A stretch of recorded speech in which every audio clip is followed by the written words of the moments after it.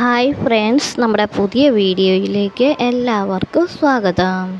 ഇന്നത്തെ നമ്മുടെ video curve ruler എന്ന ഒരു വിഷയത്തെ ആസ്പദമാക്കിയാണ്. ഈ കാണുന്നത് പോലെ തന്നെ പല ഷേപ്പിലും രൂപത്തിലും ഭാവത്തിലും പല രീതിയിലുള്ള കർവുകൾ നമുക്കിപ്പോൾ വിപണിയിൽ അവൈലബിൾ ആണ്.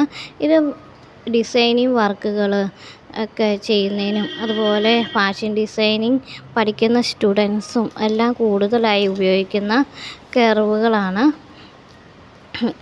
ഇതിൻ്റെയൊക്കെ പേര് ഫ്രഞ്ച് കർവ് എന്നാണ്. ഇപ്പോൾ ആദ്യം എടുത്ത ഈ വളഞ്ഞ രൂപത്തിലുള്ള ഈ കർവ് സാധാരണ എല്ലാവരും അറിയപ്പെടുന്നത് ആം ഹോൾ കർവ് എന്നാണ്. ഇത് എല്ലായിടത്തും വാങ്ങിക്കാൻ കിട്ടുന്നതും സുലഭമായിട്ടുള്ള അവൈലബിൾ ആയിട്ടുള്ള ഈ കർവ് എല്ലായിടത്തും വാങ്ങിക്കാനൊക്കെ കിട്ടും.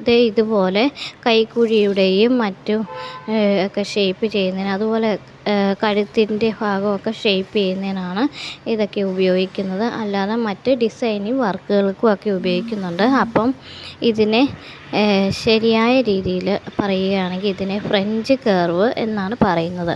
വസ്ത്രങ്ങളുടെ കൈക്കുഴി, കഴുത്ത് എന്നിവ ശരിയായ ആകൃതിയിൽ മാർക്ക് ചെയ്യുന്നതിന് ഉപയോഗിക്കുന്നു. അതുപോലെ തന്നെ ഫ്രഞ്ച് കർവ് പല വലിപ്പത്തിലും ലഭിക്കുന്നു. വലിയ ഫ്രഞ്ച് കർവ് ഫുൾ സൈസ് വസ്ത്രങ്ങളുടെ ഷേപ്പുകൾ വരയ്ക്കുന്നതിനും, ചെറിയ ഫ്രഞ്ച് കർവ് ചെറിയ ഷേപ്പുകൾ ബുക്കിലും തുണിയിലും വരയ്ക്കുന്നതിനൊക്കെയാണ് ഇത് ഉപയോഗിക്കുന്നത്. ഒരു ഫ്രഞ്ച് കർവ് എന്നത് സാധാരണയായി ലോഹം, മരം അല്ലെങ്കിൽ പ്ലാസ്റ്റിക് എന്നിവയിൽ നിന്ന് വ്യത്യസ്ത വളഞ്ഞ ഭാഗങ്ങൾ കൊണ്ട് നിർമ്മിച്ച ഒരു ടെംപ്ലേറ്റാണ്.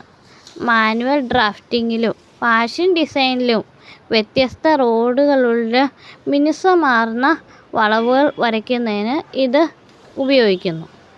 ഡ്രോയിങ് മെറ്റീരിയലിൽ വക്രം സ്ഥാപിച്ചിരിക്കുന്നു.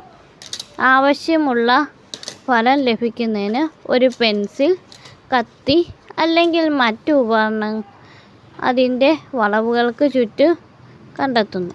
ജർമ്മൻ ശാസ്ത്രജ്ഞനായ ലൂഡ്വിഗ് ബാർമെസ്റ്റർ കണ്ടുപിടിച്ച അവ ബാർമെസ്റ്റർ കർവ് എന്ന് അറിയപ്പെടുന്നു.